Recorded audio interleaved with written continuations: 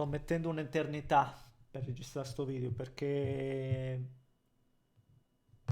dico qualcosa e dopo 1 o 2 minuti mi blocco, inciampo. Facciamo un bel respiro e proviamo. Vabbè, come va va, come va va, come va va, come va va. Perdonate lo stato d'animo.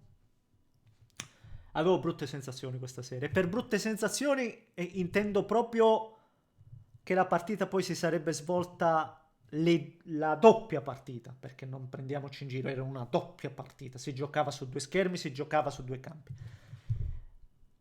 Me lo sentivo che sarebbe andata così, con il Napoli che non l'avrebbe vinta. Poi diciamolo, episodi, sono episodi da una parte e dall'altra, perché anche il Napoli ha faticato, sì, ma ha colpito 3 legni, c'è stato poi nel finale un rigore, tolto, tante cose che magari approfondiamo anche nella seconda parte. E mi sentivo proprio questo, che non avremmo sfruttato questa possibilità e fa tutta la differenza del caso. Cioè, questo fa molto più male. Allo stato attuale avrei preferito una goleada del Napoli. Basta, è andata così e bravi loro, punto, stop. Bravi loro lo stesso, bravi loro lo stesso, perché il Napoli questo campionato poteva fare, questo campionato ha fatto. Cioè non c'è poco da dire al Napoli, c'è poco da dire. All'Inter c'è tanto da dire, all'Inter c'è tanto da dire, perché come abbiamo continuamente elogiato per il percorso Champions, per questo percorso in toto, no? Sulle varie competizioni, è anche vero che non è che possiamo ridurre tutto al sono stanchi no, no, non diciamo boiate, perché poi sarebbe anche un po' in qualche modo stucchevole, sarebbe stucchevole parlare sempre di stanchezza.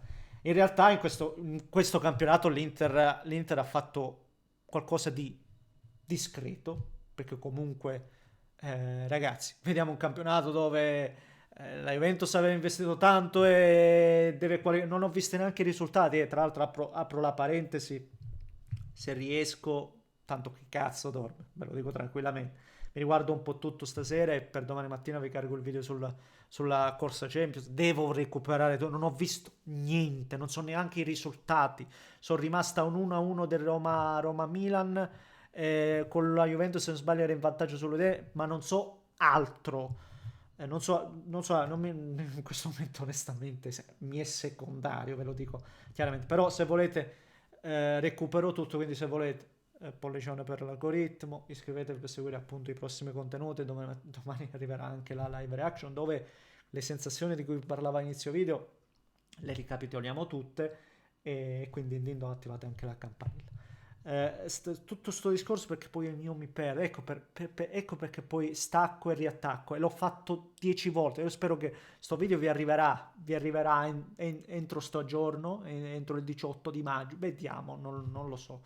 Ma dove volevo andare? Perdono, stasera, perdonato, stasera, perdonato. Volevo parlare, eravamo dove comunque anche, no, arrivarti a lottare questo scudetto dove tante altre squadre sono state al di sotto delle possibilità, delle aspettative, però è comunque qualcosa, però onestamente si poteva fare meglio. Cioè, se non diciamo questo, stiamo mentendo. Stiamo mentendo. Questo campionato finisce così come è iniziato, male, male, con il 2-2 contro il Genoa. E se non sbaglio anche lì qualche errore di Bissek. L'ho già detta sta frase o no? Non mi ricordo. Cioè, ecco, sono completamente in bambola stasera, completamente. E ho cominciato male ed è giusto così, giusto non vincere, non lo meriteresti onestamente, non meriteresti anche con un doppio errore clamoroso nel finale, perché Arnautovic io non lo so come abbia fatto Arnautovic, io non lo so come sia riuscito a mancarla, io non lo so come sia riuscito, anche Carlos Augusto ha avuto un'occasione veramente ghiotta lì, però è anche vero che ti sei abbassato troppo, forse non sei stato così cattivo, hai sbandato delle volte, subisci una sciocchezza come si chiama, di Bissek che apre un po' ed è un errore inconscio, non lo so, però degli errori brutti. E oggi poi alla fine della fiera, parliamoci chiaro, segni due gol e come al solito come li segni, su palla inattiva. Cioè c'è una fase di poca brillantezza che persiste e qui vengo anche un po' da Inzaghi. Vengo anche un po' da Inzaghi perché se lo elogiamo, ed è giusto elogiarlo, un paio di robe le dico stasera.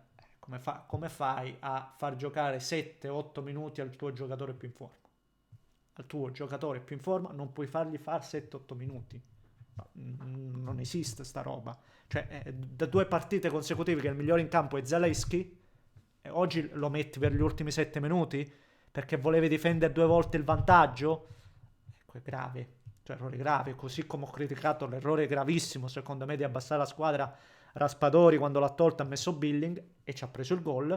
Ma non è che ci ha preso il gol perché ha messo Billing che si è fatto sovrastare di terza, no, perché ha dato un messaggio agli avversari e perché ha regolato la stessa cosa oggi fa Inzaghi. Male, oggi male, oggi male in queste scelte, però per noi da fuori a freddo dopo la partita è sempre più facile, questo è chiaro.